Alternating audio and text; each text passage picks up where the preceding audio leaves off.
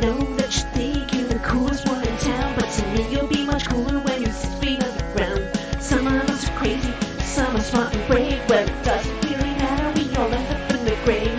All my favorite people are dead. All my favorite people are dead. I say it, all my favorite people are dead. All my favorite people are dead. All my favorite people are dead. All my favorite people are dead. And welcome, breathers, to yet another episode of All My Favorite People Are Dead. I'm Sue Teresi. I'm Shannon Butler. We're breathing. We are. We're alive and kicking. We are, yep. But So we're far, going so to talk about people who aren't. And That's they're right. our favorites and why they are and how they died. good. Yes. All right. Well, actually, I'm going to be talking about a bunch of people today. Did they all die together? No. Did they all die separately? Yes. Okay. Well, obviously, they all died separately if they didn't die together. Were they killed in the library with a candlestick? No. Were they killed in the kitchen by Mrs. Plum? Nope. Okay. No. These are... They have something in common? No. Nothing in common. Nothing in common, no. These... Okay, so... Okay, I'm confused. I was reading... first of all, I was reading a New York Times article this week about Beethoven's hair.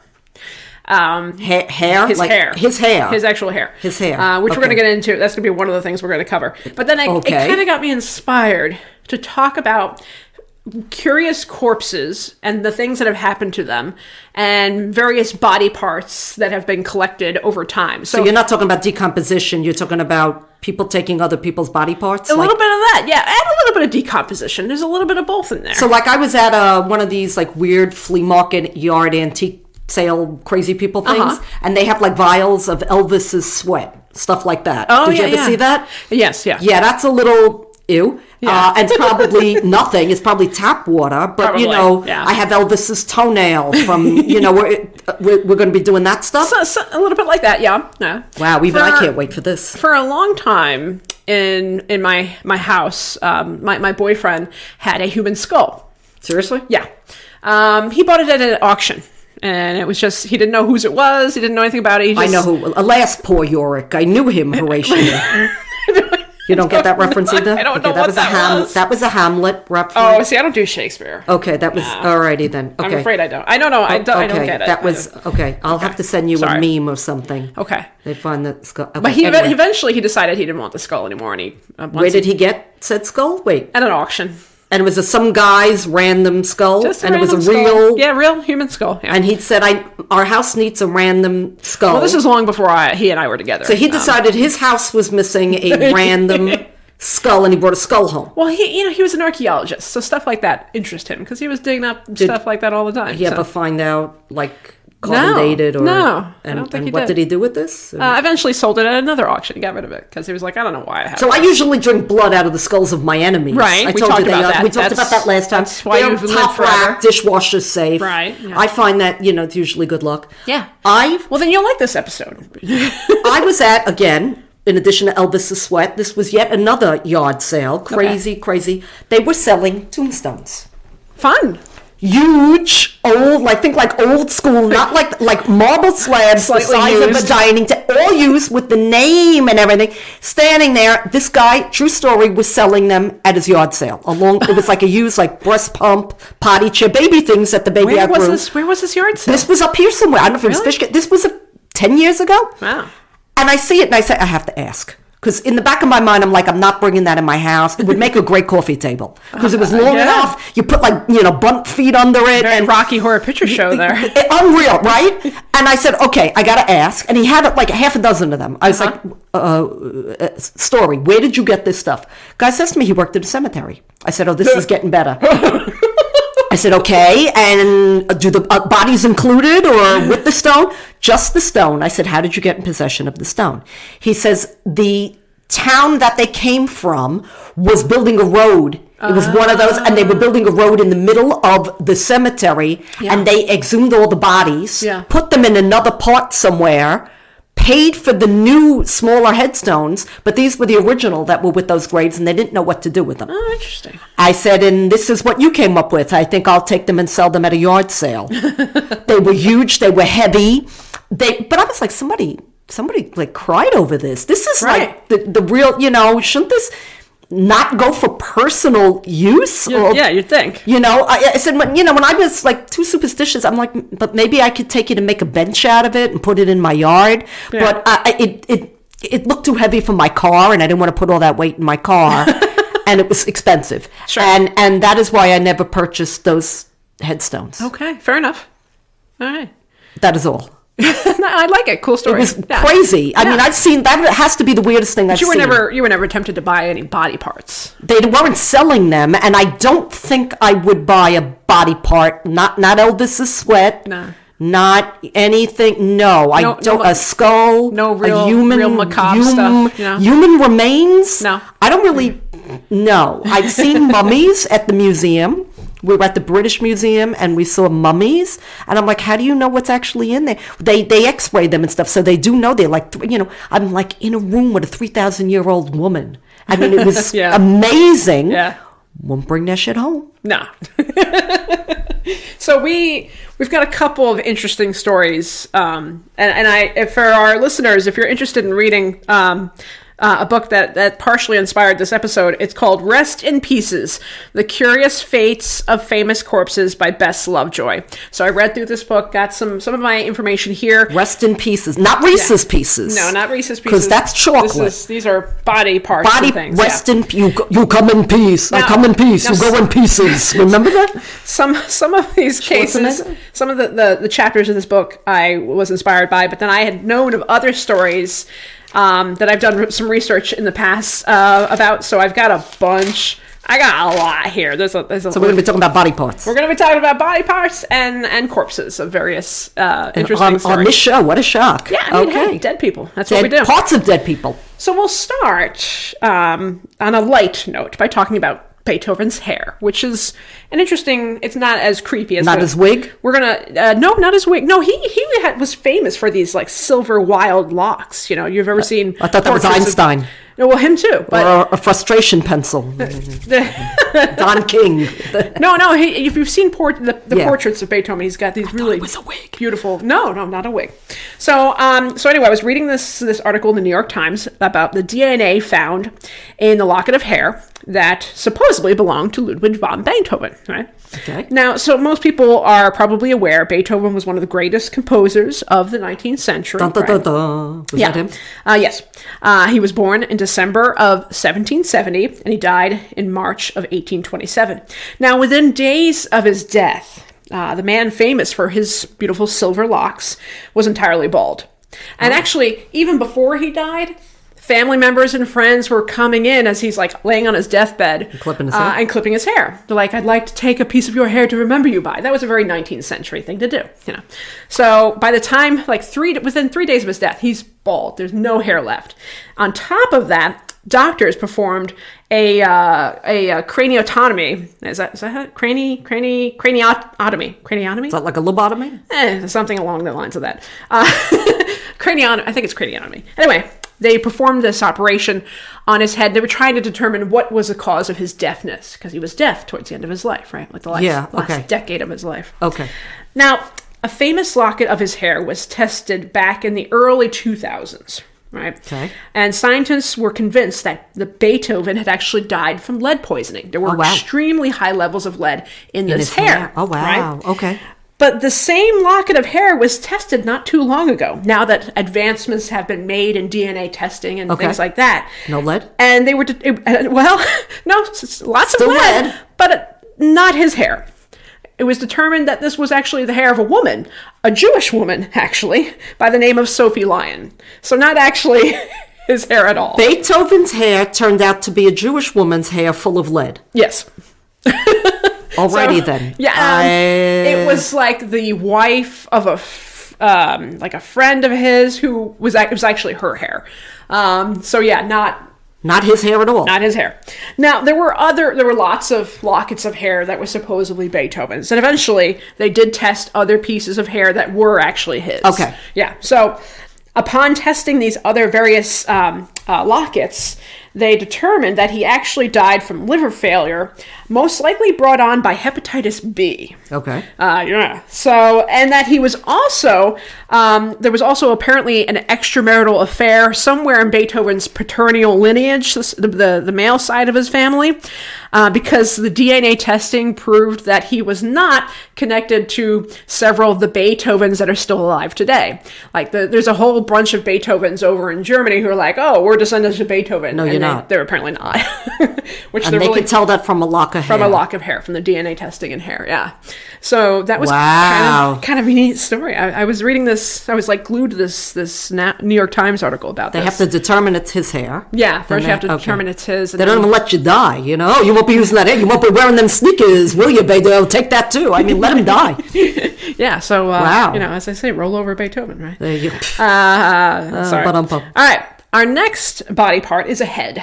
The head of another composer, actually, Joseph Haydn. Right? Haydn's head. Haydn's head. As a matter of fact, there's this... Sounds like a bar I got drunk at once. I was at Haydn's head. There's this great YouTube channel. I don't know if you've ever watched her. Her name is Caitlin Doty. Nope. And the channel is called Ask a Mortician. And I love her. Watch. If you're bored one day, watch... What? Ask a Mortician on YouTube. Love her videos. Okay. And she actually did this whole episode on Haydn's head. And throughout the video, Haydn's head keeps popping up on the screen and goes, Haydn's head, Haydn's head. Like, and then it's, I don't know why, I'm like, I love it. But anyway. Now I have to check it out because now it's stuck in my head. Okay. Haydn's head. Just his head. Was he decapitated? So here's how it goes down. Now, of course, he was a famous composer from Austria. He was born in March of 1732, and he died in May of 1809. Now, his head became an interesting object of desire, shall we say. Okay. He had a very good friend, an accountant, with a strong interest in music and theater and phrenology. Do you know what phrenology is?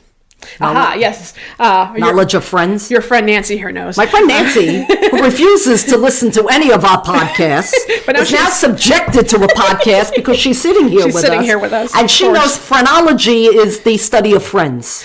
No. No? The study of skull reading. She's, there she goes. She's signaling. Clapping her hands in her head there. You don't want to say hi? Say hi. No. Okay, breathers. Nancy says hi. Anyway, Nancy's correct. It's the study of the sutures and the things in the head.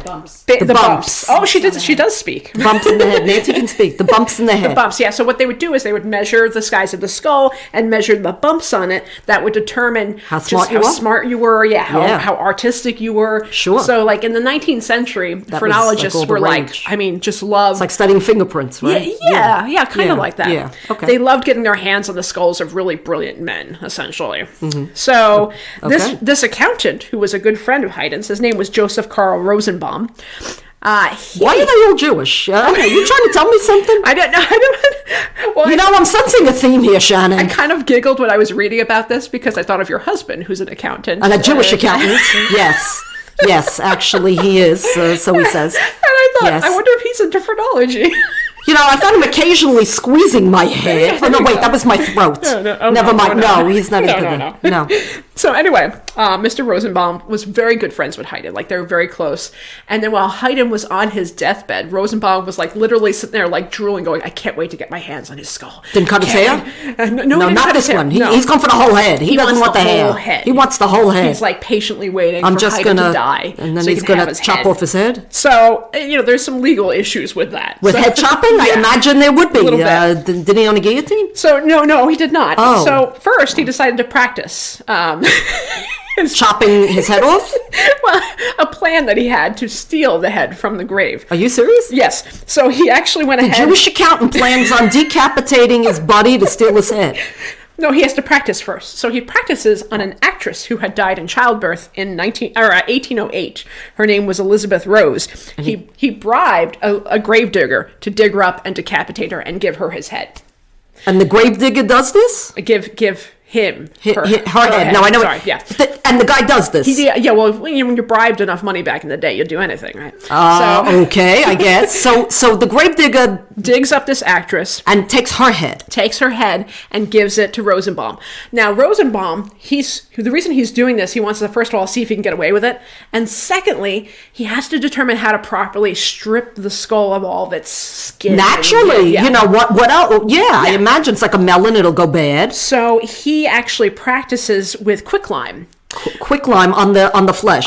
Which works, but the skull becomes incredibly brittle. Can't drop it in a vat of acid. I guess that's only in horror movies. I guess he didn't have any handy. No acid handy. Okay, what about lead? Apparently that was the thing back then. He tried quicklime and it worked. It cleaned off the skull nicely, but as a result, the skull was really brittle and it would break easily. Right? Oh, you wouldn't want that. No. So Rosenbaum got the help of his friend, Dr. Leopold Eckert, to show him the secrets of proper head cleaning, shall we say. And they simply... What's the word I'm thinking? Ew? Ew, yes. Then he just sat around and waited for his buddy Haydn to kick the bucket. So, he officially died in... May of... Oh, sorry. Not dead yet. I'm feeling better. I think I'm going for a walk. Right?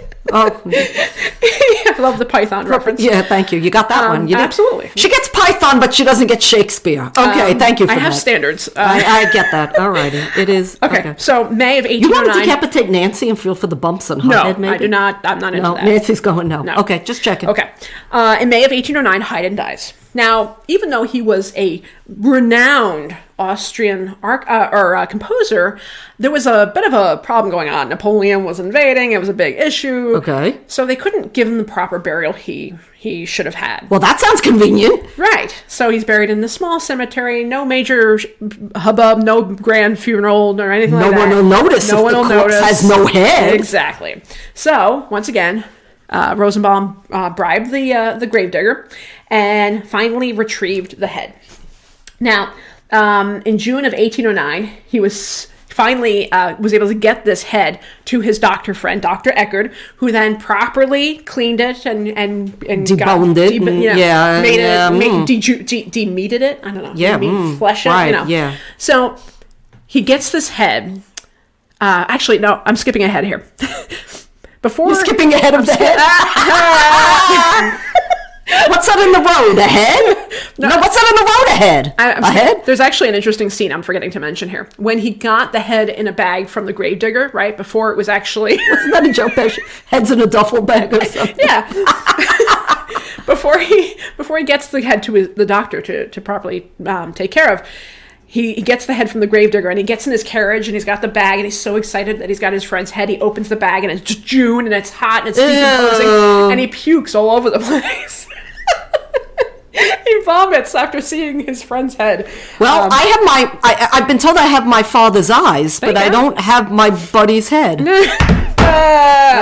Okay. So anyway, he has this head. Don't stick your neck out? Okay, look, all right, okay. I'm going to quit while I'm behind. All right. All right. You have any behind stories? You have somebody's ass? No asses. We do have a penis. That's coming up. Don't they always? Sorry. Wow. Oh, that was fast. All right, I'm sorry. That was good. I screwed up your head. No. All right, go ahead. Okay. Go ahead. We're getting head here. You're getting head? Wait. All right. I'm sorry. It gives great headache. Alrighty then. Anyway, where was I? Am so lost. Where he pukes in his buddy's head in the heat. Yes, in the heat and the decomposing head. Then he has the doctor clean it. Suddenly he has. We're going to pause real quick. All right, and we're back. And I'm trying to remember where I was. Haydn's head.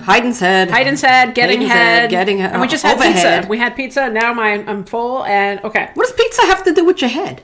I don't. A head of lettuce? Nothing. Absolutely. I don't know. Okay. No. Okay. Well, we ate, and now we're talking about somebody's head. We're ready. Okay, so we're back to Haydn. All right. Decapitating your friend. So, Rosenbaum, right? Oh, the Jew again. The Jewish accountant. Here we go. And she's looking at me. So, well, I look at you all the time. Well, you have to. I'm across the table from you. But what are you looking at me for? So, I'll look over there. Rosenbaum. Okay. Good. Just look out the window. Looking out the window. Is there a deer? Always. He's just enjoying life with the head of his friend. Doesn't everyone? Yeah, right? Which brings me although I love you, yes. And if I should outlive you, I'm going to cut your head off. Okay.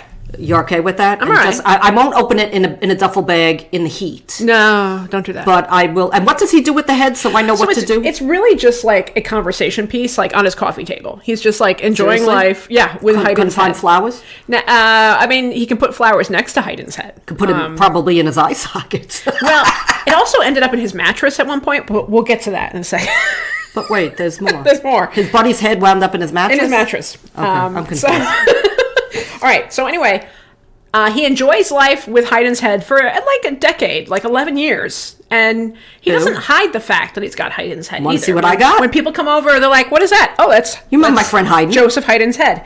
Did you like talk to it? Like, hey, yeah, Joe, you would have loved, like, hey, you would have have you heard the latest piece by Beethoven? Yeah. So... Take it for a walk, take it to the movies. So anyway, he's enjoying life, hanging out with Haydn's head until 1820, when Prince Nicholas Esterhazy decided he needed to give Haydn the proper funeral that he never had, right? And he also wanted to bury him in his family's fancy tomb, crypt, I guess. Yeah, crypt. So he wakes up. He goes to dig up Haydn's remains, right? Finds the casket, finds Haydn's body, and a powdered wig, but no head. Imagine that. So he's like, what the actual fuck? Where's Haydn's head? Wow, where does head go? So he was pissed. So he immediately sent the police out, to find Haydn's head. Now, since Rosenbaum had made it very clear to everybody, I have Haydn's head, they immediately went YOLO tango! I got it! They immediately went there to investigate Haydn's head. So... Rosenbaum's like, I'm not giving up this head. So he gives him a different skull that he had. He apparently had a whole bucket of skulls hanging around. Another one just laying around for that purpose. Well, remember, he had that actress's, Elizabeth Rose's head, right? So now he's got a couple of other heads in his collection because he's into phrenology, right? So he gives the police a random head, right? A skull. It's like, here it is. Have a good day, right? So they take it. And then they realize it's not actually Haydn's head. The skull is too small. It's like the skull of a woman. So they're like, this isn't right. So then they go back, right? Meanwhile, he hides Haydn's skull. Naturally. In a mattress. Where else? Where his wife was laying, and she's got blankets over her, and he's like, don't you say a fucking word. And she said, he's got a ring on it. Yeah. Hide the skull! Hide the skull. Drop the gun, take the cannoli, hide the skull. Right. Okay, then. So, anyway, the police look around, they find another skull that he's got, and they take that. Oh, that must be it. And he keeps the skull until his death. Then, Haydn's head makes another adventure and ends up sitting on a piano at the Society for the Friends of Music in Vienna until finally being returned to its rightful owner, Haydn. Haydn's body? Yes, Haydn's body in 1954. So why the hell was it sitting on a piano? It was trying to compose? Somebody had left it to the Society of Friends of Music of Vienna. He's not going to compose. He's going to decompose. Yes. Yes. Oh, that was bad. I hurt myself on that one. That's okay. So that was the story of Haydn's head. Okay, so we got the hair, we got the head. Okay. So now moving on to Napoleon Bonaparte. I know him. And his penis. Got me on that one. Napoleon Bonaparte's penis. Napoleon Bonaparte's penis. So for this one, this is probably the best and most traveled disembodied penis in the history of disembodied penises. Was he not so well endowed? Is that like I heard he was not the most... It's hard to say exactly because... apparently those who have seen it in recent years say it's been kind of like mummified and it's shrunken to like maybe like an inch, it was always like that. That's possible That's what so anyway, it sounds like this little corporal crossed the ocean so to speak. Crossed the ocean a few times. Maybe that's how we got the name. And eventually made its way to a suitcase under a bed in New Jersey. Yeah. So let's talk about Napoleon Bonaparte's penis. That's the first thing I said when I got up this morning. I said, I want to learn about that. About Napoleon Bonaparte's penis. Yeah. All right. Of course, Napoleon was born on August 15th, 1769. And of course, he's famous for being the greatest military leader of the early 19th century. His rule over France and a good chunk of Europe, and the misconception that he was short. He wasn't. He wasn't actually short. He was 5'6", which was average for his time. Okay. So the whole Just looks Napoleon complex thing is not... No. He looked like a little guy from all the pictures. He always looks like smaller than... I mean, I'm always wondering why the hell he's got his hand in his vest. I'm like, I know what that. the hell? Like every portrait. See, I know like, that. His Do you hand want to is hear in- that? I heard. You know? Okay. This is what I heard. I heard that there was some sort of chemical imbalance in his body, one of those things, and he had super large mammary glands and a super small penis. Are you seriously? No, this is what I heard. That there was some kind of hermaphroditic. Is that the correct terminology? I have no idea. Like he had like too much of one and not enough of another. So he had boobs? Something like that to compensate for his lack of phallic. Now I want to know what happened to Napoleon's boobs. Well, wait, I want to hear this one first. All right. So anyway, he wasn't, like I said, he wasn't that short. Now, he was exiled to the island of St. Helena in 1815, right? After causing all kinds of trouble in Europe and pissing off just about everybody. Now, his health rapidly deteriorated when he was there. He was living in horrible conditions and just general loneliness and just kind of losing it. He died on May 5th, 1821, at the age of 51. So he's not terribly old either. Now, none of them lived to be, right back then. An autopsy was done by a man named Francis Carlo Antomarchi, I think. Antomarchi? We'll go with that. Sure. He had been Napoleon's physician for some time before he died.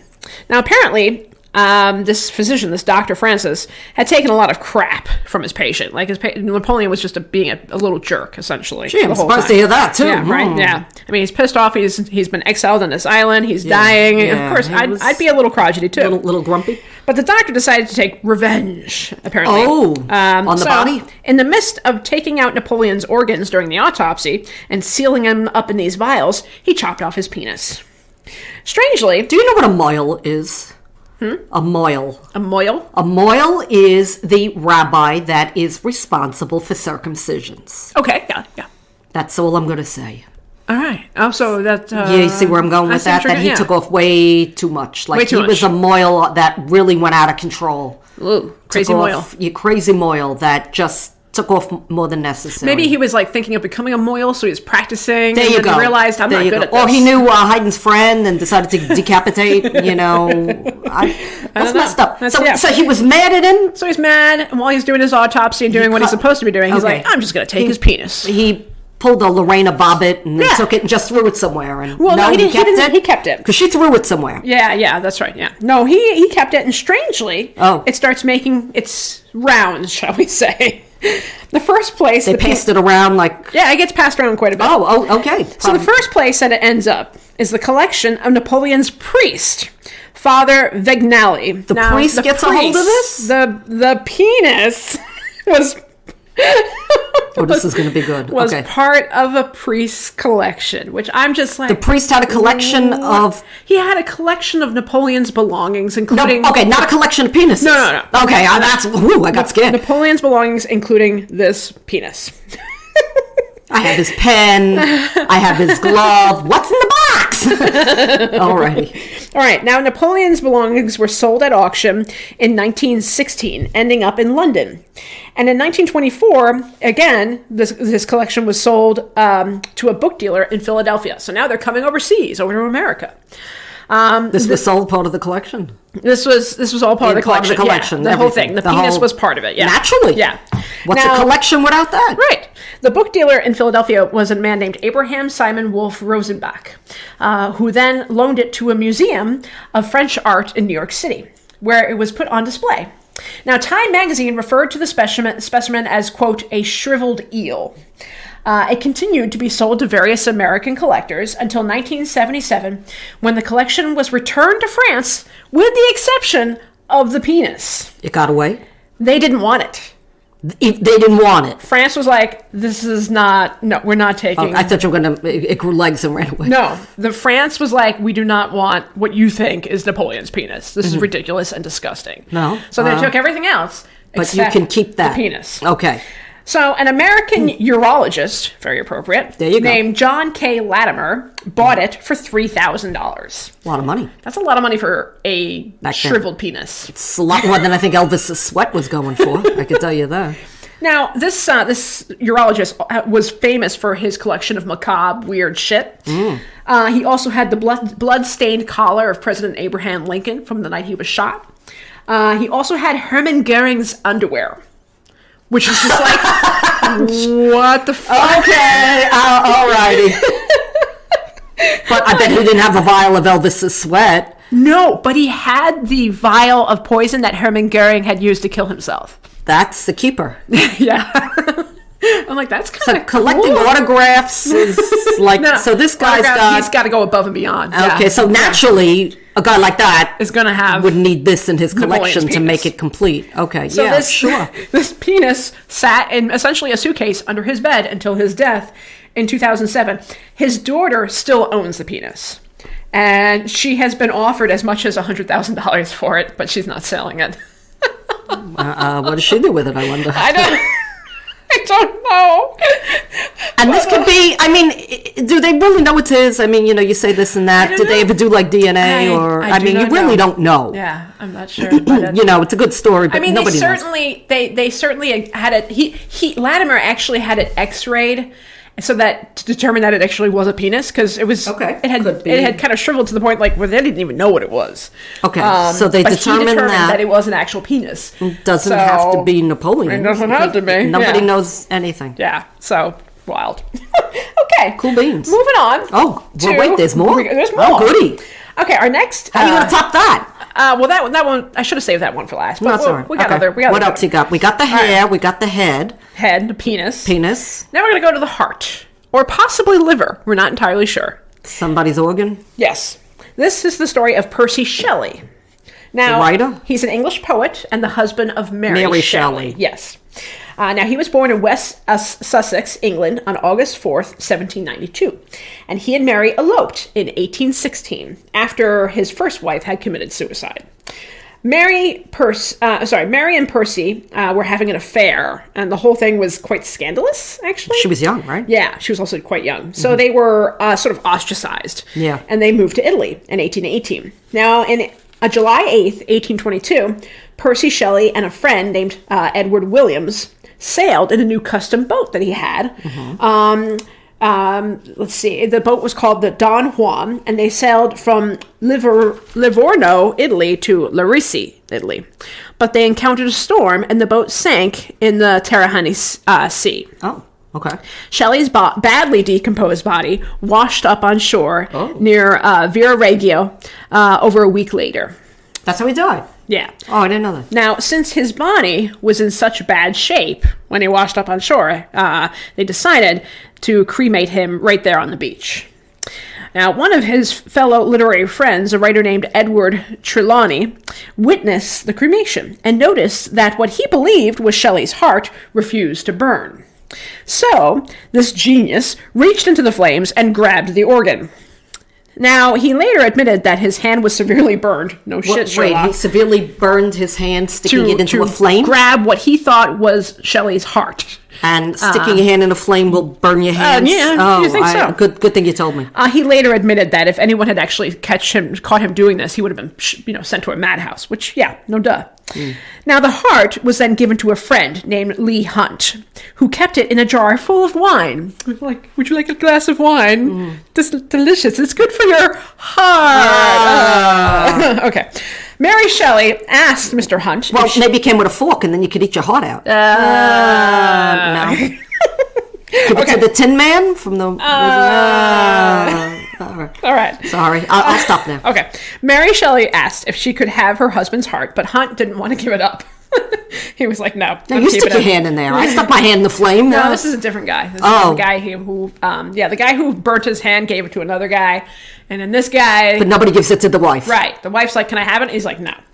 So eventually, someone convinced him, you might want to give this, Shelley's, her heart, her husband's heart. So anyway, she kept it until her death in 1851.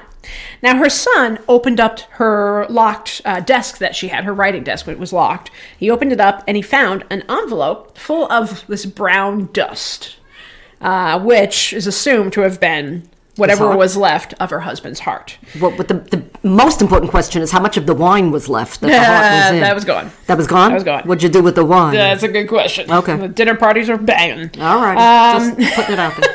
So some scientists and historians think that it actually wasn't his heart. It was probably the liver, which is harder to burn. Like the heart is not...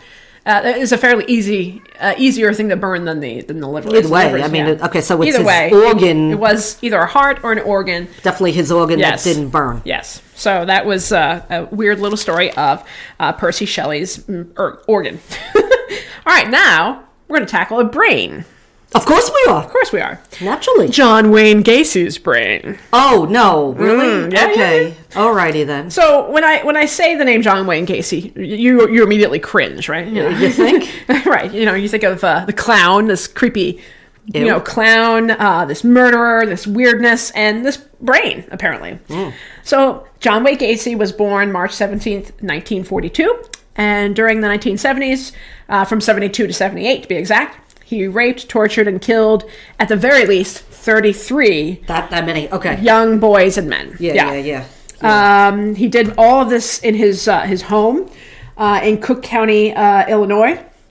And he also buried the bodies either in a crawl space under his house or around the yard, outside in the yard, right? A third of an acre and the shovel. There you go. Don't give me idea. And then I think the last several victims he just tossed in the river.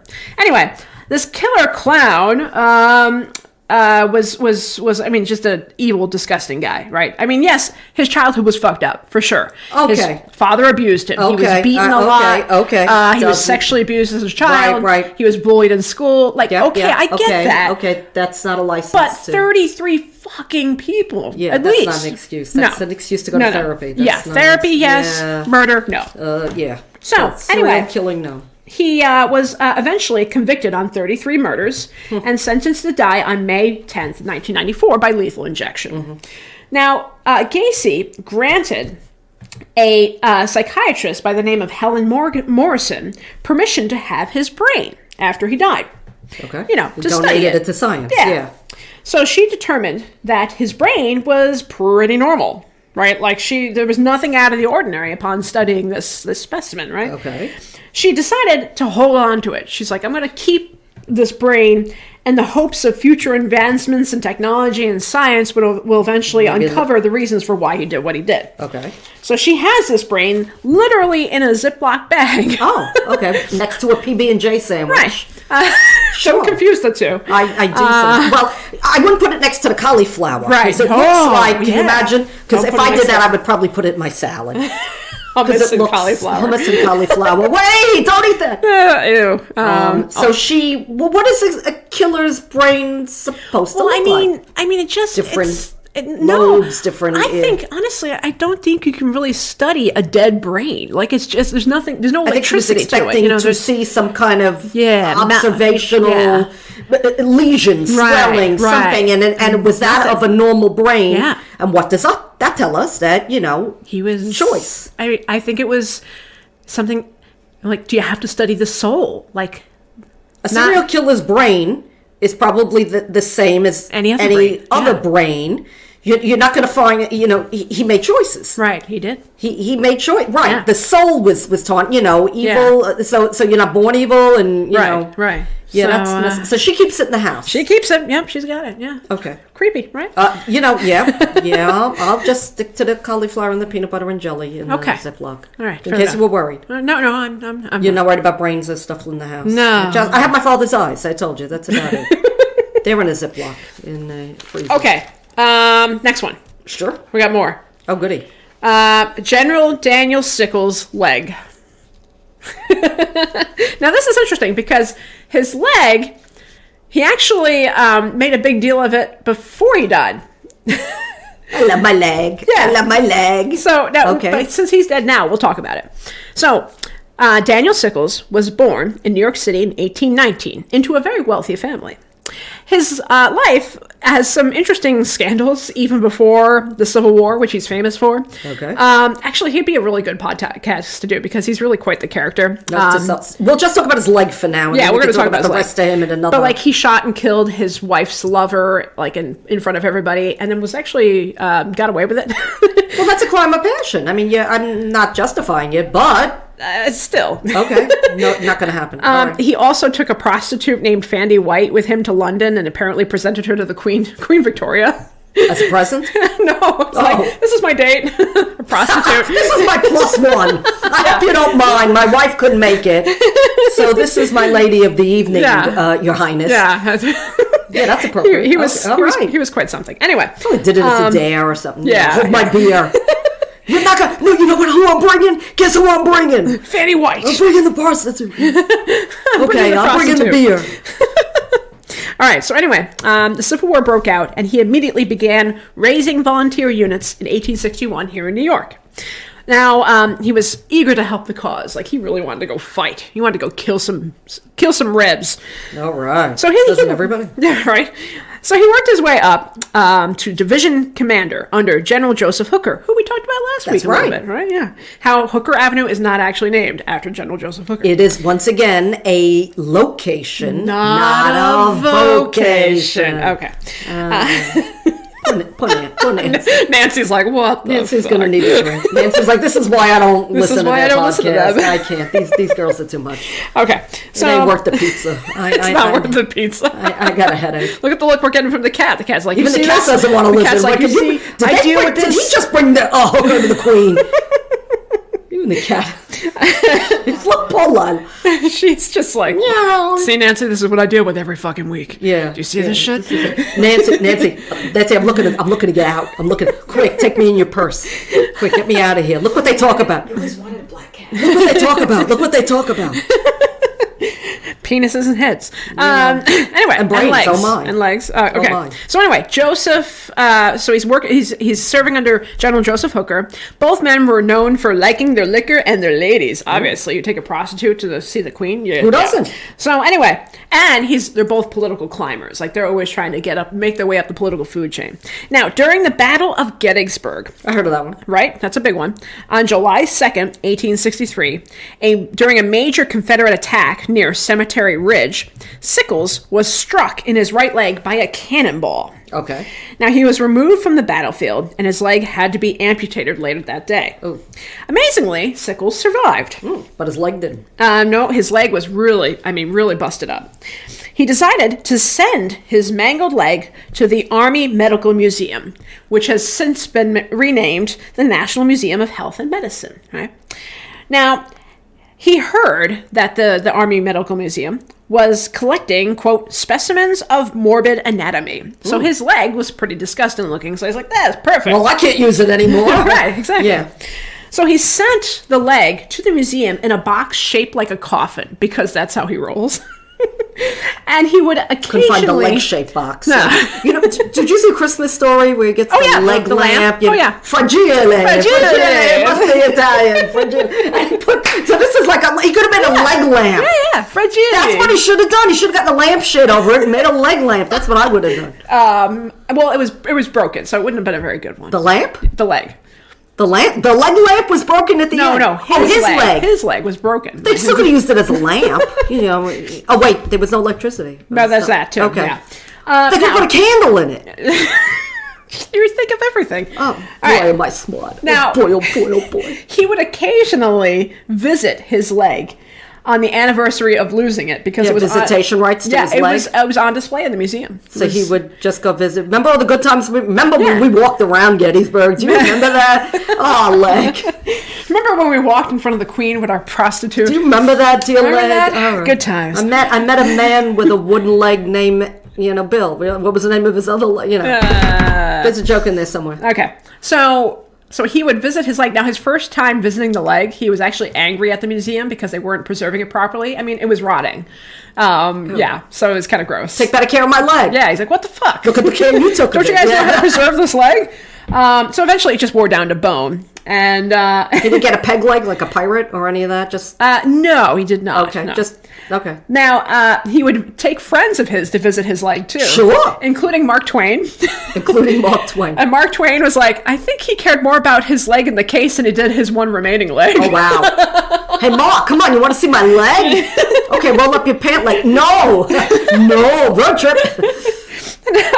Now, General Sickle lived a good long life, an interesting life, dying at the age of 94 in 1914. He is buried at Arlington National Cemetery, but his leg is still on display in the museum today. That's a shame. They should bury the leg with him, right? They should just give him his leg back. I think he wanted it on display. He liked that everybody was viewing his leg. Yeah. It's to this day. So when you go visit it, right before you go break a leg. Oh wow! Well, to this day, it's the most visited exhibit in that museum. It's the most visited leg. Yes, the most visited leg in the world. We should go. You want to go see his leg? Yeah, sure.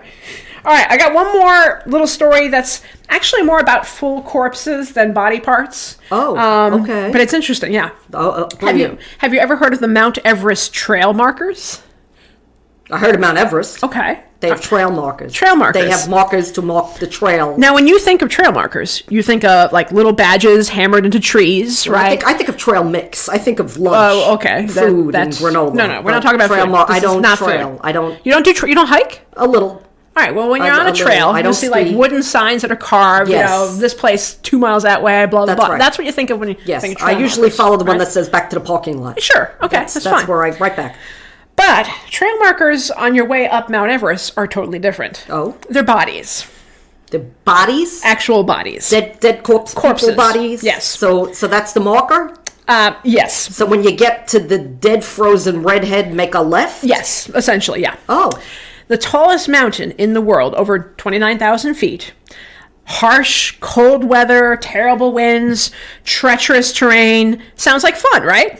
Yeah. It's expensive, incredibly expensive to You go gotta up. pay money for this? Oh, thousands. Wow, maybe if you pay more, they shoot at you as you're trying to get up there. No. It is thousands of dollars to trek up Mount Everest. And that does not come with a guarantee that you're going to make it. You could possibly die on your way. And people do this because why? I have no fucking clue. Not me. I really don't understand the mindset. First of all, I'm not spending 10 grand to go walk up a mountain that I might die on. Spend 10 grand to almost die? To die, yeah, possibly die. I can walk through a bad neighborhood and almost die for free. No, we're good. Okay. Yeah, okay. Alrighty. So you will not catch my ass on Mount Everest ever. I'm with you. First of all, my ass is too fat to get up Mount Everest. I will die like on just the hike to Nepal. I'm like, no, not gonna happen. So it's expensive. Like it's dangerous. You could die, and if you do die on Mount Everest, you will be likely left behind.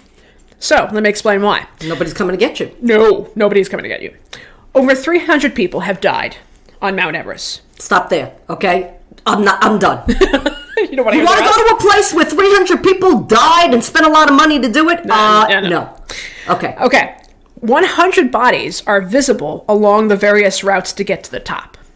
Mostly located in the last mile stretch from the last camping site on the mountain to the summit. That must be the mountain. Most treacherous part. It's known as the death zone. The death zone. That's okay. Yes. I'm not doing anything with the word death or plummet or no. Yeah, no. The death zone. Because you are likely to die in that last mile stretch. It's not a dead zone, meaning you can't get internet or your bars don't work. You could die. Yeah, okay. And if you die in the death zone, that's it. Who's going to come for you? No one. Literally no one. So they leave your body. They will leave you. Now it takes climbers 12 hours to climb that last mile. Right. Just that last mile, 12 hours. In that time period, you are slowly suffocating. Your body is literally dying because there's not enough air up there. This is getting better and better with every breath. I know. Right? Yeah, let's keep going because I'm really, Now you can barely move your own body up there, so you're not going to be able to move somebody else's body as well. You pay $10,000. I mean, that's like it's more than that. Right? What minimal? You're paying all this money. Yeah. You don't think that they would send like a helicopter or something to go retrieve your ass if you'd frozen? They just leave you there. They leave you there. Now, in several cases, people have actually gone up the mountain to try to retrieve other dead people and have died as a result of trying to retrieve those dead bodies. Jeez. There's a couple of instances of that. Yeah. So, which it sucks on all different kinds of levels. Okay. Now, one of the oldest corpses on the mountain was actually missing for 75 years, and that was the corpse of George Mallory, a British mountaineer who was one of the first climbers to head up to the summit. Now, he went up in 1924, and then still there. He's still there. And for 75 years, nobody knew where his body was until enough snow melted. And in 1999, they found him. I found George. We found George, yeah. It was like a Nova expedition. They went up there looking for... It's like, where's Waldo? Yeah. Where's George? Where's George? They went looking for him. He must be up there. They found him, and they could tell immediately that it was him because he clearly wasn't wearing the more modern snowshoe suits that everybody else was wearing, right? It was like 1920s gear and goggles, and yeah. And like his back was exposed. If you Google pictures... No, that's okay. Mount Everest corpses. No, that's okay. Fun. Yeah, no, not gonna do it. Not gonna do it. But his back was like essentially like bleached by the sun. He's like mummified up there and stuck frozen in the position that he was in, which is pretty much how everybody is up there. Sure. Now there's this area up in the Death Zone that's actually known as the Rainbow Valley. Now, in the Rainbow Valley, which is not far from the Death Zone, it's you think Rainbow Valley, you think, oh, it sounds lovely, it sounds beautiful, it sounds like a wonderful magical place, unicorns. No, none of that. It's an area where you can see various colored snowsuits of the dead popping out of the snow where areas have melted. That's charming. Remind me to take my grandmother there. Lovely, right? Yeah, nice little walk in the park.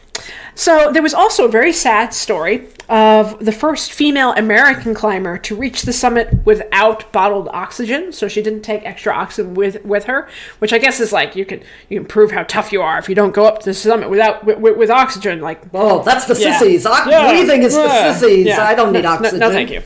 Her name was Frances Arsentiva, and she died on the way back down from the summit. Because she didn't have oxygen? Yeah. She made it to the top, but on the way back down, she died. Now, climbers referred to her in her purple and black coat as Sleeping Beauty, because she looked like she was just sleeping on the mountainside. And they said, oh, it's Sleeping Beauty, as they walked past her. Her body was eventually covered up. There was a team that went up to actually try to cover up her remains to kind of give her some more dignity. There was also a pretty famous body. They're not entirely sure of the guy's name, but they called him Green Boots. Why? Because he had green boots? Because he had green boots. And that gets past me, Shannon. So, yeah, he wore these bright green boots, and his body was actually located about 27,900 feet from the... top of the sun.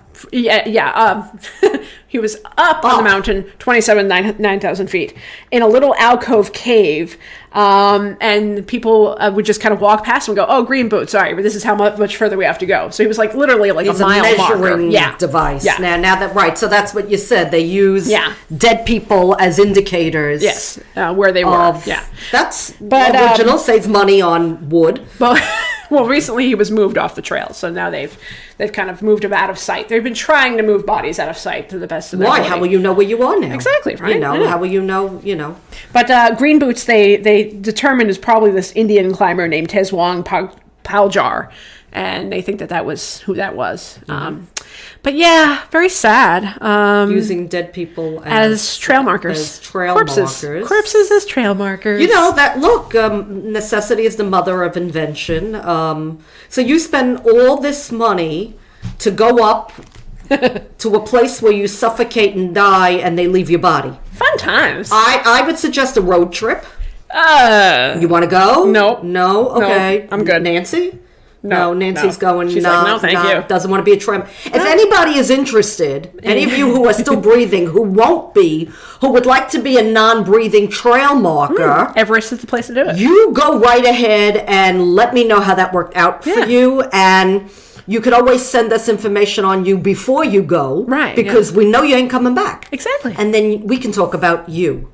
Right, Lila? On our show. Yeah. And okay, well that was that was my episode this week. That's the episode this week. What are we gonna call this one? Parts of dead people. Curious corpses. Curious corpses, but they're not real. They're not all curious corpses. Curious corpses and body parts. And body parts. And you heard it here first, because where else would you hear something like that other than on the Sue and Shannon show? That's right. Okay, so let's play a game. You want to play a game?